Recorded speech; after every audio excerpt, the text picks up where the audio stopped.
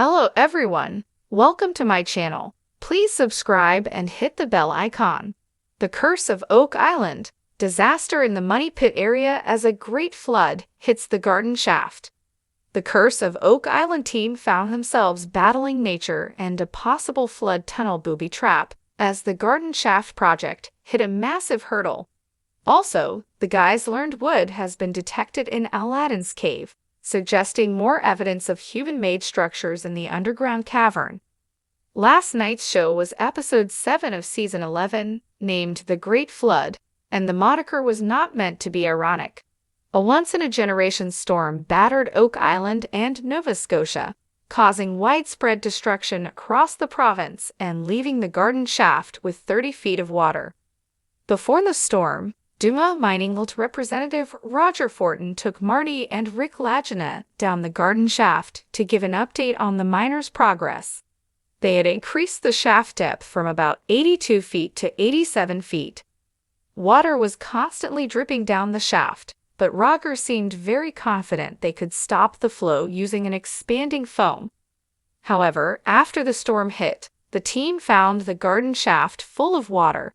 The storm obviously contributed to the flooding, but Roger could not understand where the water was coming from.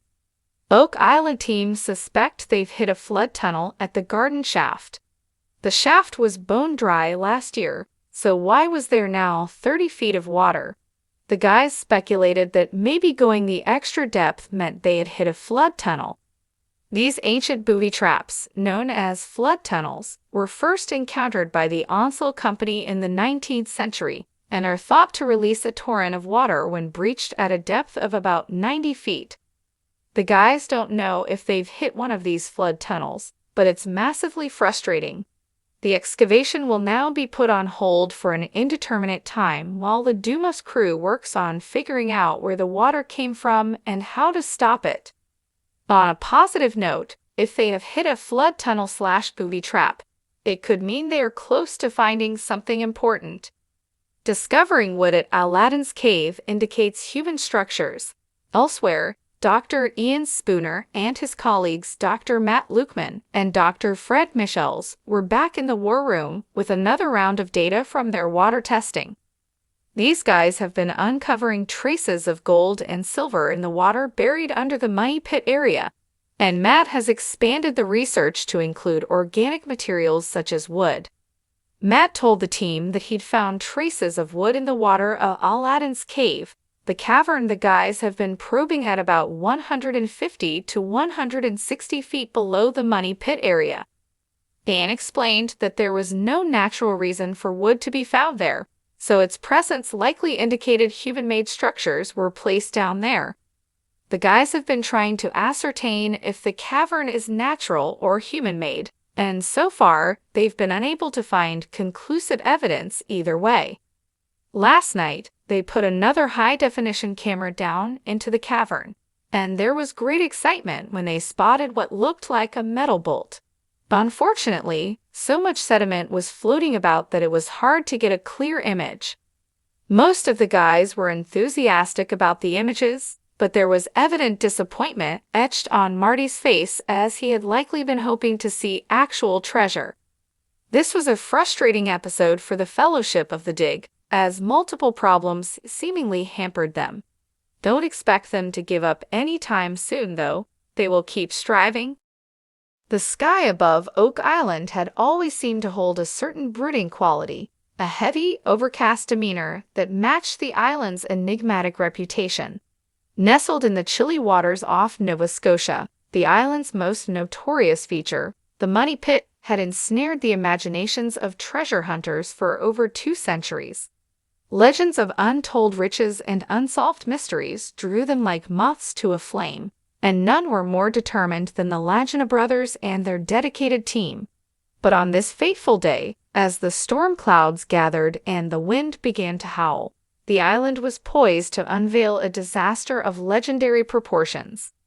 The garden shaft, a relatively recent discovery near the Money Pit, had become the focal point of the team's latest excavation efforts. It was there, deep within the earth, that they believed the key to the island's secrets lay buried. The shaft, thought to be an old ventilation tunnel or perhaps an abandoned treasure hunter's endeavor, had revealed tantalizing clues. The excitement was palpable, and the team worked tirelessly, their hopes buoyed by each new find. But the ominous rumblings of the sky foretold a different kind of revelation. As dawn broke, the island was cloaked in a sinister gray mist. The air was thick with humidity, and the sea seemed to pulse with a malevolent energy. The storm warnings had been clear, but no one could have anticipated the scale of the deluge that was about to hit. By midday, the wind had picked up, and the first heavy drops of rain began to fall. Within an hour, the heavens opened up, unleashing a torrent that battered the island with unrelenting fury. The team, undeterred by the weather, continued their work. They had faced storms before, and their equipment was designed to withstand harsh conditions. But as the rain intensified, so did the sense of foreboding. The shafts and tunnels, usually stable, began to show signs of strain. Water seeped through the walls, and the once dry corridors turned into treacherous waterways. In the control room, Rick Lagina watched the monitors with growing concern. The cameras placed throughout the garden shaft area showed an alarming amount of water accumulating. The pumps were working overtime, but it was clear they were fighting a losing battle. He grabbed the radio and called out to his brother, Marty, who was overseeing operations at the shaft's entrance. "Marty, we've got a situation here. The pumps can't keep up with the water intake. We need to pull everyone out and secure the site before it gets worse." Marty's voice crackled back through the radio, laced with urgency. "Understood, Rick. We're on it. Everyone, start packing up and head to the surface. We need to evacuate the garden shaft now." The crew moved swiftly, their training and experience guiding their actions. But nature was one step ahead. The ground began to tremble, a subtle vibration that quickly escalated into a full-blown quake. The rain-soaked earth gave way, and a thunderous roar echoed through the island as the walls of the garden shaft began to collapse. Chaos erupted as workers scrambled to escape the collapsing tunnels. The floodwaters, now an unstoppable force, surged through the passages, sweeping away equipment and debris.